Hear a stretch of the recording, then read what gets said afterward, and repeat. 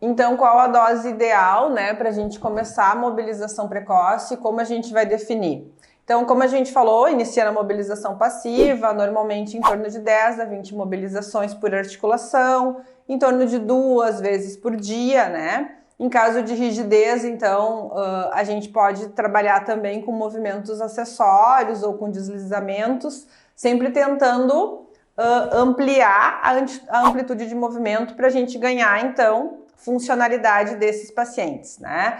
Sempre que possível, então, usar instrumentos para medir essa evolução. Então, trabalhar com o goniômetro, né? Pode ser uma sugestão aí para a gente ver o quanto realmente a gente está ganhando amplitude articular nesse paciente.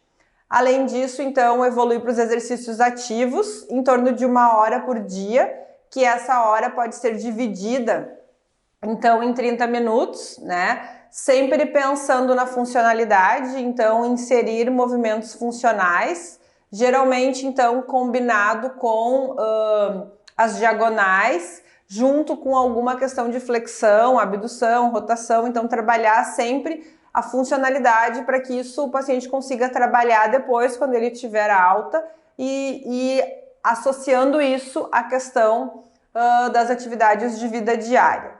Então, sempre a questão do posicionamento e progressões, né? Então, a verticalização ou o ortostatismo assistido. Então, se a gente conseguir, como eu comentei antes, alguns hospitais sim têm a prancha ortostática.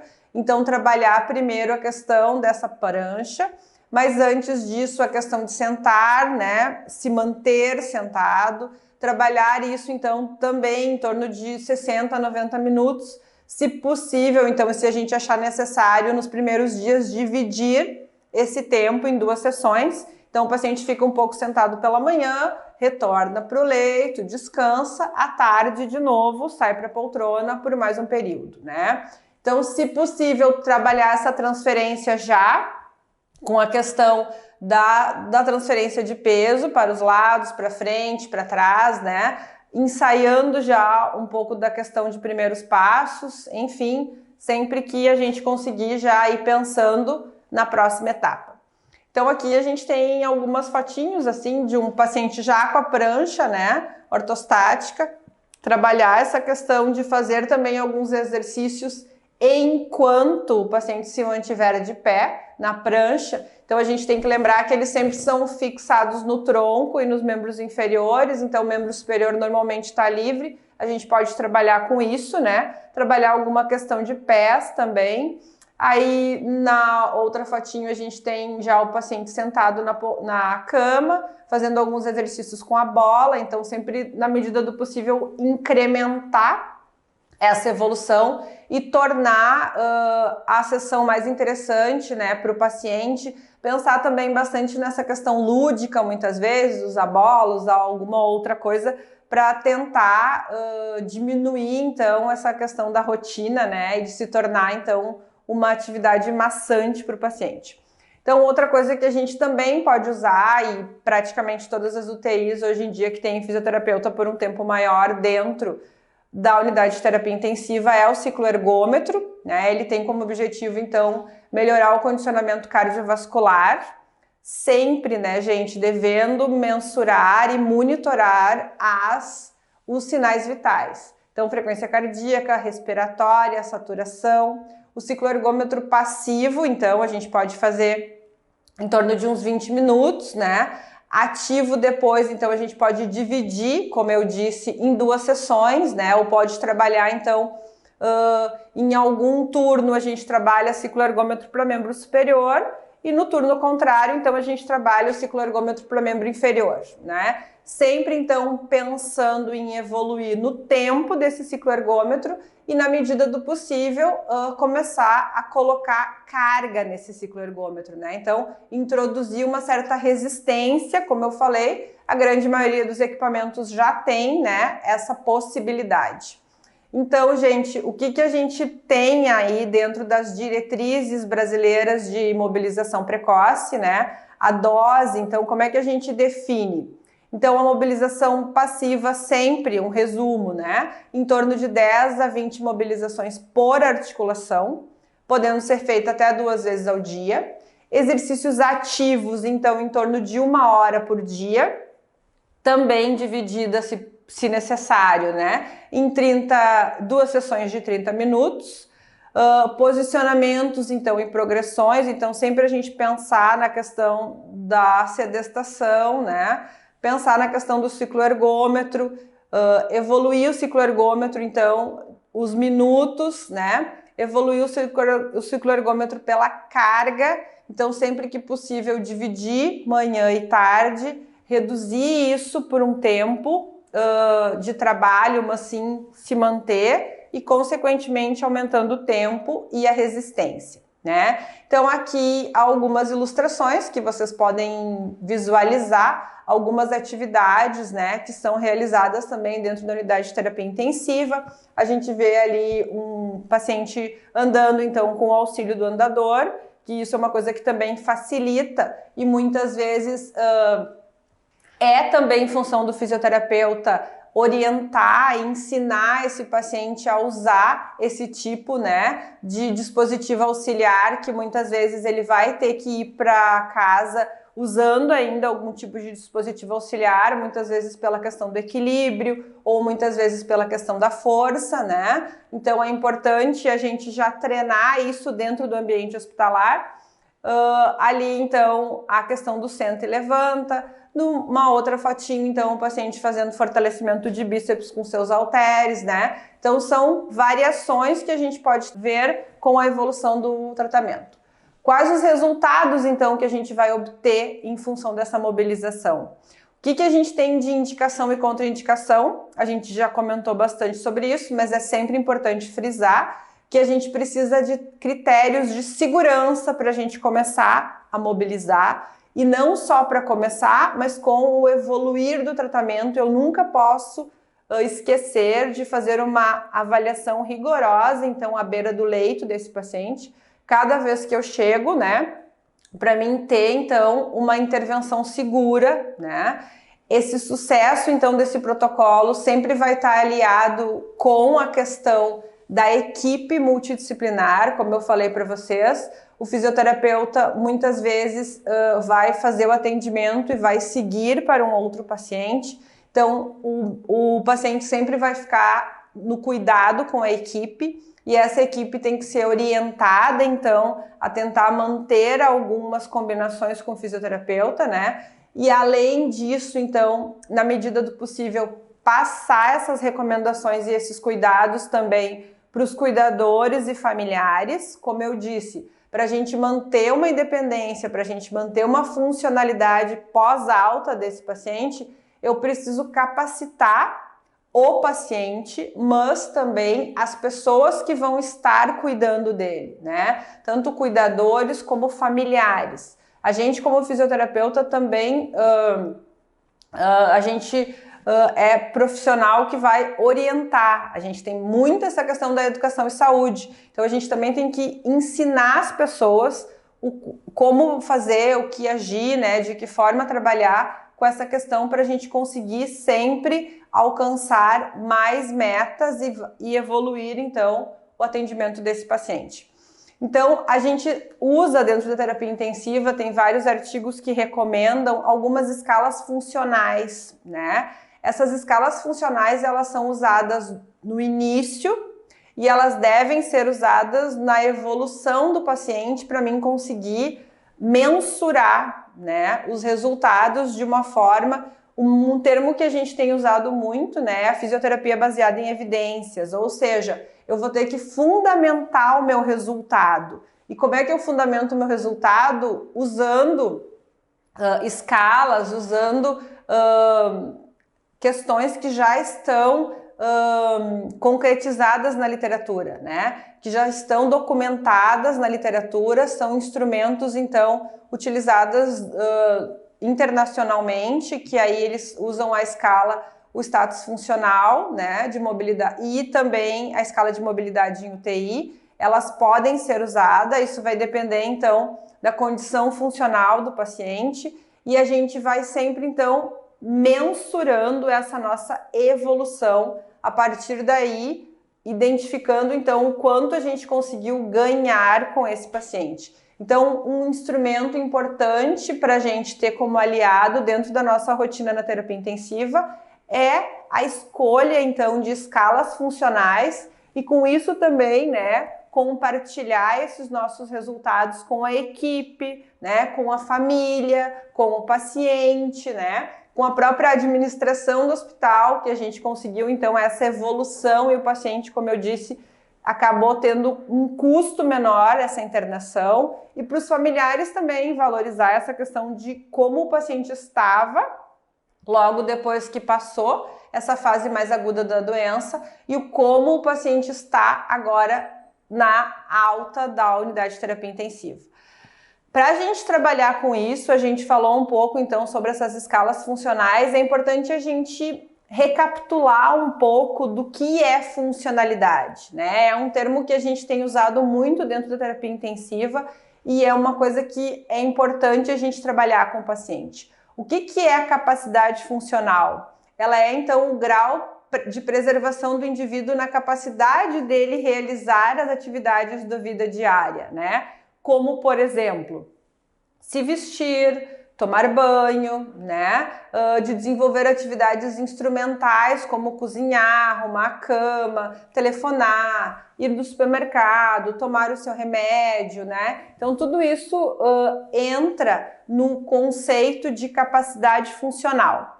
E o que acontece com esse paciente quando ele interna na UTI? Ele tem um declínio dessa capacidade funcional. Ou seja, muitas dessas capacidades que ele tinha antes, em função da internação, elas vão perdendo, o que a gente chama então de declínio dessa funcionalidade. E é isso que a gente tem que trabalhar para minimizar essas perdas durante a internação, né? Eu vou ter que tentar resgatar ao máximo possível essa capacidade funcional desse paciente para quando ele tiver alta, ele vai estar mais independente, né? Então a gente trabalha muito na capacidade funcional a questão de independência funcional. De novo, a gente precisa conversar com cuidadores e com familiares, porque muitas vezes quando o paciente sai do hospital, quando o paciente sai da UTI, o familiar e os cuidadores acabam tendo uma super proteção desse paciente, né? E isso é maléfico para o paciente. Ele precisa se movimentar, ele precisa ele mesmo tentar pentear o cabelo, ele precisa ele mesmo pegar o talher e se alimentar. Por mais que muitas vezes ele vai derramar comida na roupa, ele vai virar o chá, não tem problema. A gente tem que treinar isso. Isso é funcionalidade. Eu preciso ensinar esse paciente a ser independente de novo na maioria das atividades, né? Isso precisa ser reensinado, né? Então, a perda dessa funcionalidade, ela pode estar, ela está, na verdade, dentro da terapia intensiva, relacionada com a gravidade da doença, né? Que levou ele à internação da UTI, ou muitas vezes com a evolução de uma doença crônica, né? Então, em ambientes de UTI, é comum que a gente tenha essa independência funcional e que isso seja diretamente afetado. Também, a gente também comentou um pouco já sobre isso, em função do uso da sedação, em função dos bloqueadores neuromusculares que se fazem necessário durante esse quadro agudo da doença desse paciente, né? Então, a gente tem sempre que conhecer antes de tudo. Então, quando a gente trata de um paciente com doença crônica, a gente sempre tem que tentar conversar com a família, com cuidadores, enfim, para a gente ter uma ideia de como esse paciente era antes da internação. Porque muitas vezes, quando a gente trabalha com pacientes doentes crônicos, muitas vezes essa perda da capacidade funcional, ela é evolutiva de acordo com a doença crônica. Então, grande parte dessa perda funcional já havia acontecido, já estava evoluindo antes mesmo da internação dele na UTI. Então, isso é importante porque a gente tem que pensar que a gente vai conseguir recuperar a perda funcional daquilo que ele tinha antes de entrar na UTI, né? Então, como eu disse, a gente tem que ter uma ideia de como era esse paciente pré-internação, né?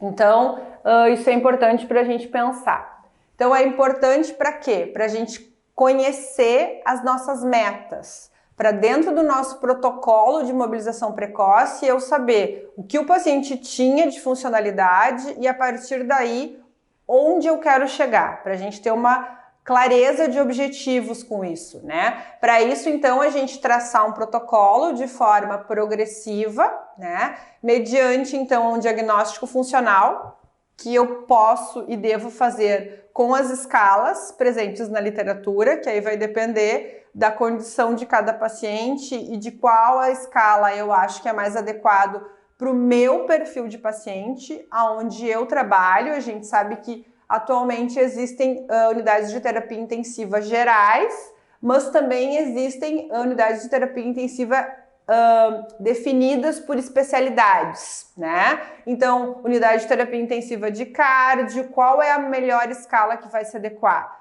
Unidade de terapia intensiva de neuro, qual a melhor escala? Quais são as principais sequelas que os pacientes têm? Então, a gente sabe que muda muito também o perfil desses pacientes, né? Para a gente ter uma ideia, então, de avaliação e de objetivo de meta clara, né? Então, a gente sempre tem que pensar que são fatores relevantes e que isso tem uma importância para a nossa independência funcional e para a nossa clareza de objetos, né? De objetivos. Então, o que a gente tem como resultado claro obtido com um protocolo de mobilização precoce seguro, né? A gente tem em relação à mortalidade, ela sempre vai estar relacionada ela não vai promover e nem aumentar a taxa de mortalidade nesses pacientes, né? Então isso é uma coisa muito clara que deixa a gente muito seguro. O efeito adverso, a gente sabe que cada vez que a gente vai mexer em um paciente de terapia intensiva, a gente pode ter uma coisa que a gente chama de efeito adverso, né? A gente pode ter um efeito colateral, um efeito adverso mesmo, que é o termo que se usa dentro da terapia intensiva. Então, o efeito adverso, ele pode variar de acordo com a condição funcional desse paciente, né? Com a idade, com as comorbidades prévias ou com comorbidades adquiridas a partir da internação dele na terapia intensiva. Então, esse efeito adverso, sim, pode acontecer, mas ele muitas vezes não está relacionado com o nosso protocolo de mobilização. Então, ainda em função dos resultados obtidos, a gente sabe que se a gente mantém um protocolo ideal, a gente vai ter um melhor ganho funcional no pós-alta desse paciente. Então, a gente vai ter uma maior independência funcional, uma maior tolerância para a atividade de vida diária, né? Que é isso que a gente comentou lá anteriormente. Primeiro, eu vou ter que ensinar e adequar esse paciente a fazer essa postura, a se manter de pé. E depois disso, a tolerância dele a se manter de pé. Então, são coisas evolutivas. E isso vai fazer com que esse paciente também tenha uma melhora na alta. E quanto mais precocemente ele se sentir seguro, se sentir funcional e capaz de fazer isso, maior vai ser esse ganho progressivo também, né? De força muscular global e de melhora da condição geral desse paciente, sempre vinculado a um acompanhamento multiprofissional, né? Então isso também é uma evidência bem importante que o protocolo de mobilização precoce ele precisa ser iniciado o quanto antes, mas a efetividade dele também está associada ao segmento de acompanhamento de uma equipe multiprofissional, mesmo pós-alta da UTI e mesmo pós-alta do hospital, né? É importante, então, quanto mais esse paciente for monitorado, melhor vai ser a progressão e mais rápido, então, ele vai ter resultados, né? A gente tem que também cuidar sempre com os critérios de segurança para a reversão, né, e para a realização desses protocolos, sempre seguindo, então, a estabilidade hemodinâmica desse paciente. E quais os indicadores, então, de prognósticos, né? Quem são as variáveis que vão me dizer que vai ser seguro eu iniciar a mobilização? A avaliação do risco, então, do declínio funcional deve fazer parte da abordagem de um paciente crítico.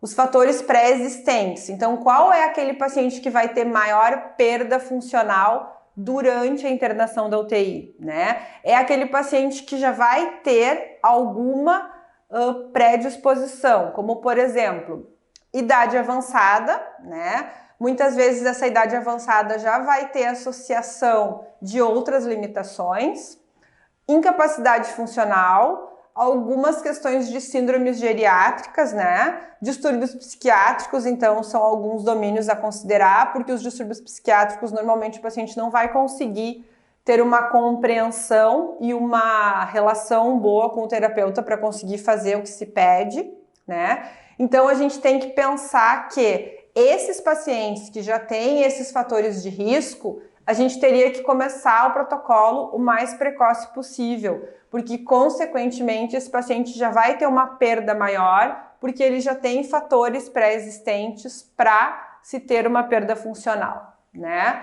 Então, os componentes prognósticos testados, então, eles vão compreender a condição prévia não modificável, né? Então, por isso que a gente pensa, qual é a condição prévia não modificável? Idade, condição funcional, influências negativas em casos extremos, né? Então, aquele paciente que realmente não quer se ajudar, aquele paciente que acha que não vai melhorar. Então, mais uma vez, a importância da equipe multiprofissional, que muitas vezes a gente vai precisar da ajuda de um psicólogo nesses casos, né? Para dizer para o paciente que ele tem uma doença grave, mas que ele tem uma condição de melhora, muitas vezes não cura, mas melhora, e que grande parte dessa melhora vai depender dele, vai depender então da capacidade dele, do empenho dele de sair dessa condição crítica, né? Então, como eu comentei antes, uma coisa importante também é a gente ter uma ideia de como era a condição funcional desse paciente pré-internação de UTI, né? Isso é importante também a gente saber. Outro fator importante também para indicador de prognóstico, o peso, né? Pacientes mais leves, então, são mais fáceis de mobilizar, eles têm uma facilidade maior de evoluir para as trocas de decúbito, né? E para as atividades independentes, né?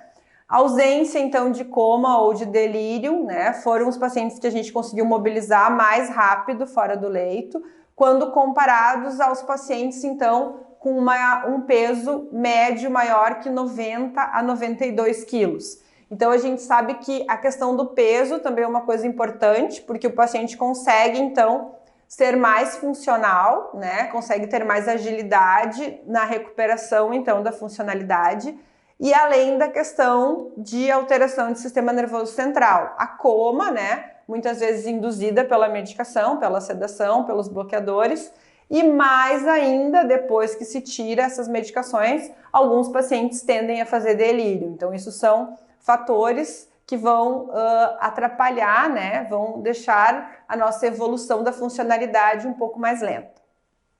E outra questão também é a dependência da ventilação, né? Paciente, então, sem a ventilação, a gente sabe que eles têm uma facilidade de mobilização, a gente também consegue ter uma independência maior para essa evolução, não precisamos tanto da equipe, porque nós, fisioterapeutas, sozinhos conseguimos tirar o paciente do leito e fazer todo esse processo de evolução, né? Então, ainda dentro dos indicadores precoces de mobilização, né? O que a gente tem? Alcance funcional.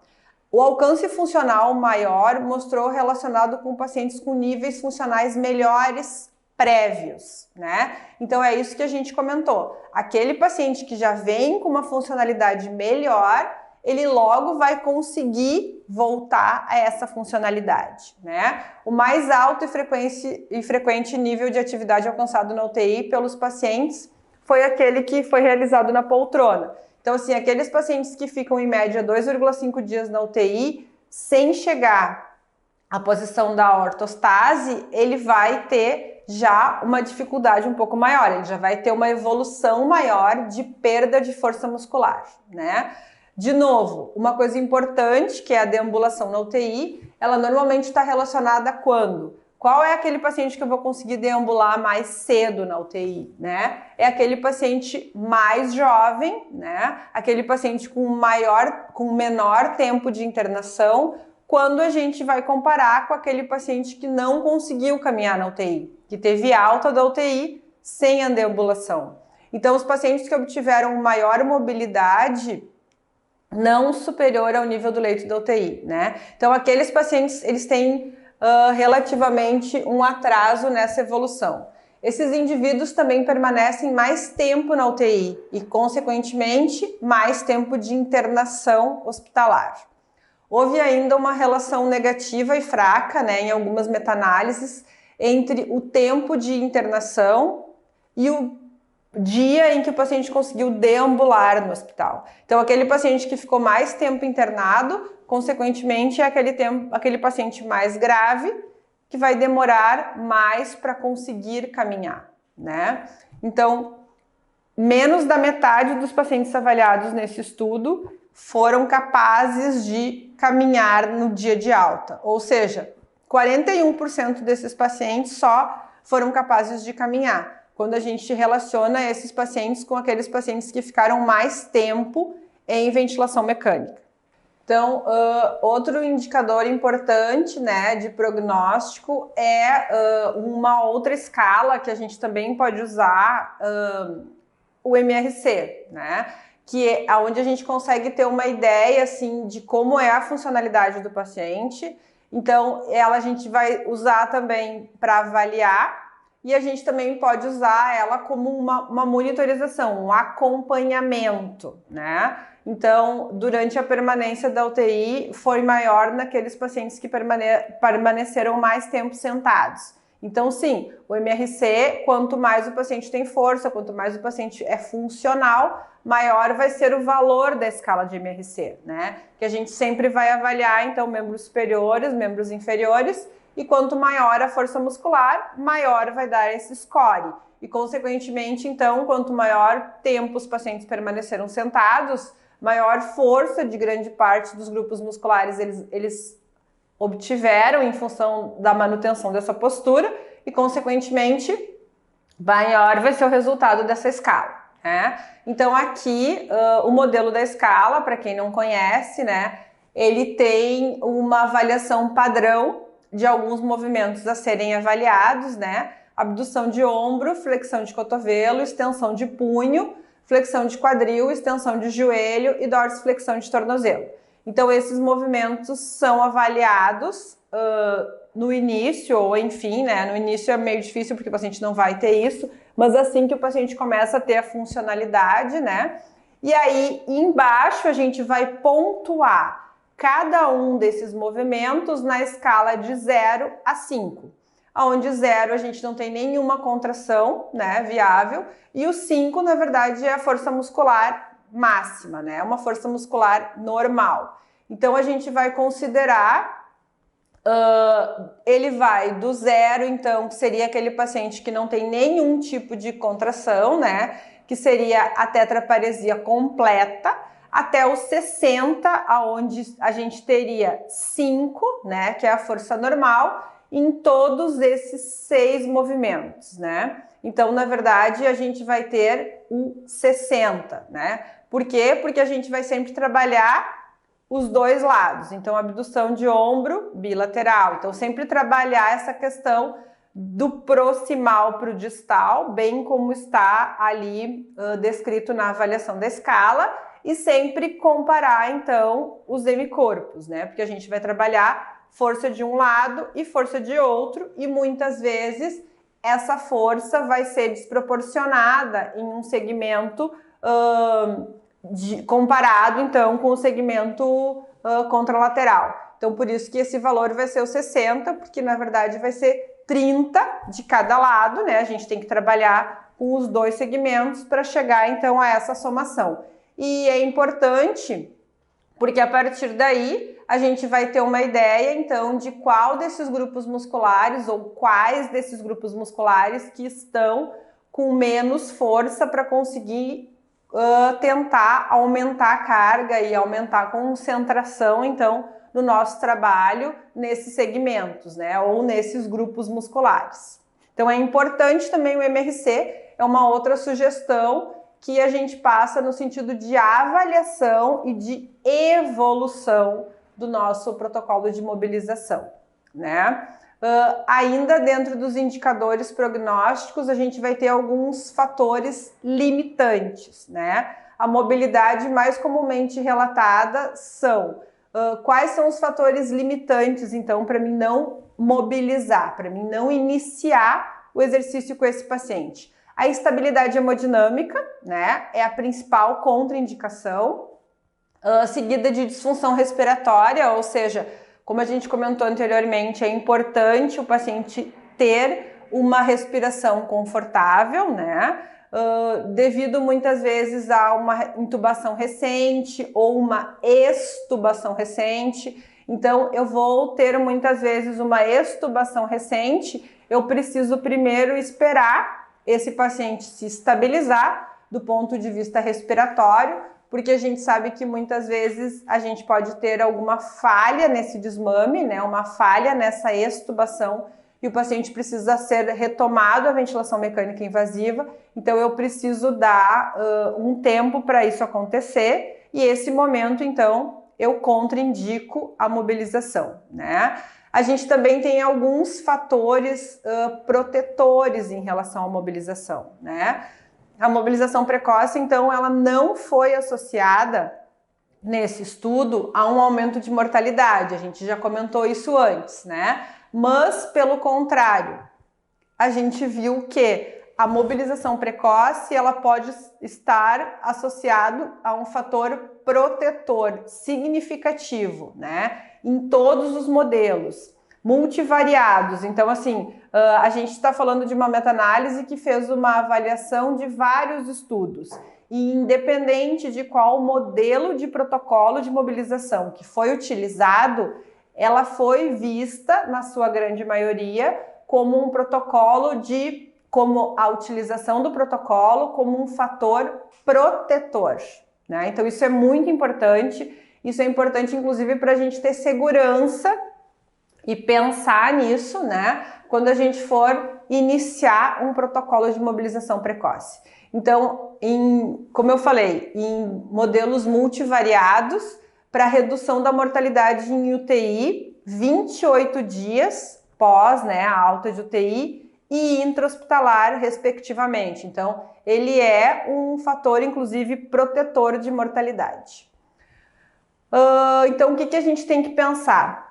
Para indicador de prognóstico, a questão da sedação. Então, a gente já tinha comentado um pouco mais no início, né, que a ideia sempre é, e que isso acontece de novo, né, como rotina de cada unidade de terapia intensiva, como rotina de cada intensivista, como a formação de cada equipe, enfim. A ideia, então, seria se fazer a interrupção diária da sedação, claro que em pacientes não neurológicos, né, fazia parte, então, do manejo de delírio e de mobilização, que a gente vai avaliar, então, a escala de SOMS, né, de 0 a 4, para quantificar, então, a capacidade que esse paciente tem de mobilizar. Essa escala, então, foi realizada em horários fixos e não necessariamente ao despertar, né? Então, isso vai ficar de acordo com a rotina de cada equipe, a rotina de cada UTI. A maioria, ou seja, nesses estudos, 85% dos pacientes estava apta, então, a receber o início, né? Ou a iniciar, então, um protocolo de mobilização precoce com exercícios de amplitude passivos, né, no leito, tanto deitado ou sentado, aí de acordo com a indicação desse paciente, né, a indicação clínica, a condição clínica desse paciente. Outro indicador, então, de prognóstico se dá no tempo de permanência na terapia intensiva. O tempo de permanência foi inversamente associado ao nível de atividade física, ou seja, quanto mais independente, quanto mais esse paciente conseguir ganhar funcionalidade, menos tempo ele vai ficar na unidade de terapia intensiva. Sim, né? Quanto mais ele se mostrar ativo, quanto mais ele se mostrar funcional, consequentemente, menor é o tempo de internação desse paciente. A mesma coisa em relação à ventilação mecânica, né? Então, quanto menor esse tempo de ventilação mecânica, né? A gente usou, então, uma das escalas que foram utilizadas nesse estudo foi a escala de coma de Glasgow, né? Então, quanto maior a escala de coma, né? Mais independente esse paciente é, e menor, então, a chance dele precisar ir para ventilação mecânica, né? Então, o risco de ventilação mecânica para maior do que 7 dias foi menor em pacientes que receberam já a mobilização precoce. Ou seja, quando esse paciente já começa a receber a mobilização precoce, ele ainda está em ventilação e a mobilização precoce está relacionada com a redução do tempo desse paciente em ventilação mecânica. Então, isso é uma coisa também muito positiva e que a gente pode trabalhar em relação a isso. Então, o que a diretriz recomenda? Os indicadores de prognóstico são avaliados, né? E elas envolvem, então, a avaliação de risco de declínio funcional, avaliação do peso desse paciente, do alcance funcional, da força muscular, da instabilidade hemodinâmica, da disfunção respiratória, extubações recentes, fator de proteção, né, sedação, tempo de permanência na UTI e tempo de permanência em ventilação mecânica. Então, esses são os indicadores prognósticos, né? Esses são os indicadores que vão nos dizer se esse paciente tem uma velocidade de evolução menor ou maior a partir da evolução do protocolo. Gente, muito obrigado, então, pela atenção de vocês, né? E eu vou deixar, então, o meu contato, né? É cassiac@fevale.br para quem quiser entrar em contato comigo para esclarecimento de dúvidas. Obrigado!